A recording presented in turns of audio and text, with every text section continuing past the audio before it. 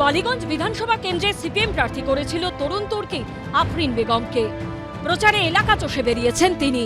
ভোটের পরও সেই রুটিনই বজায় রেখেছেন আফরিন।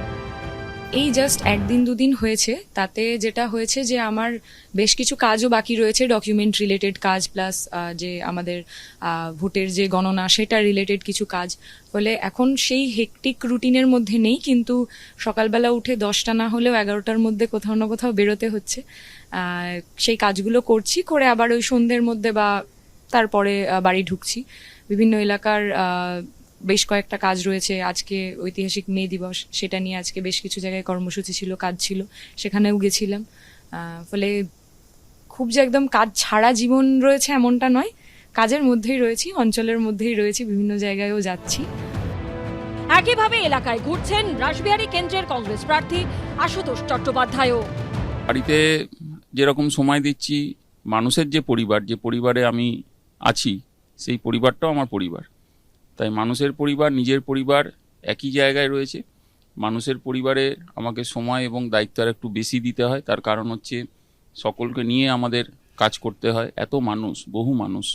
এবং আমার বাড়িতে তো আছি ঠিকই, কিন্তু অনেক এরম বাড়ি রয়েছে যারা সত্যি খুব কষ্টের ভেতরে রয়েছে। সেই বাড়িগুলোকে আগলে রেখে ধরে আমাকে এগোতে হবে আগামী দিনে।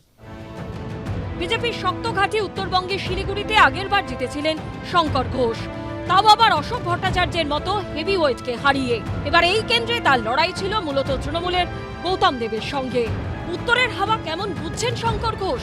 গৌতম দেবী বা কি বলছেন? পরিশ্রম করার পরে এবার হচ্ছে যে ভোটদান হয়েছে, তারপরে এই ভোট গণনা, আমাদের ভাষায় তো তৃতীয় ধাপ। সেই ভোট গণনা, তার যে কাউন্টিং এজেন্ট ইত্যাদি তাদের নামাঙ্কন করা, অফিস সবাইকে জমা করা, সেটা করা, তারপরে ট্রেনিং তাদেরকে। বেশিরভাগই অনেকবার ধরে কাউন্টিং এজেন্ট ছিলেন, তবু একবার তাদের রিভিউ করা। আজকে 10টা প্রোগ্রাম আছে। 2জন কৃতি ছাত্র, একজন ইন্ডিয়া ফার্স্ট হয়েছে 12th স্ট্যান্ডার্ডে আইসিএসসি বোর্ড, আর একটি ছেলে কমার্সের নর্থ বেঙ্গলের মধ্যে ফার্স্ট হয়েছে। ওদের দুজনের বাড়িতে গেলাম।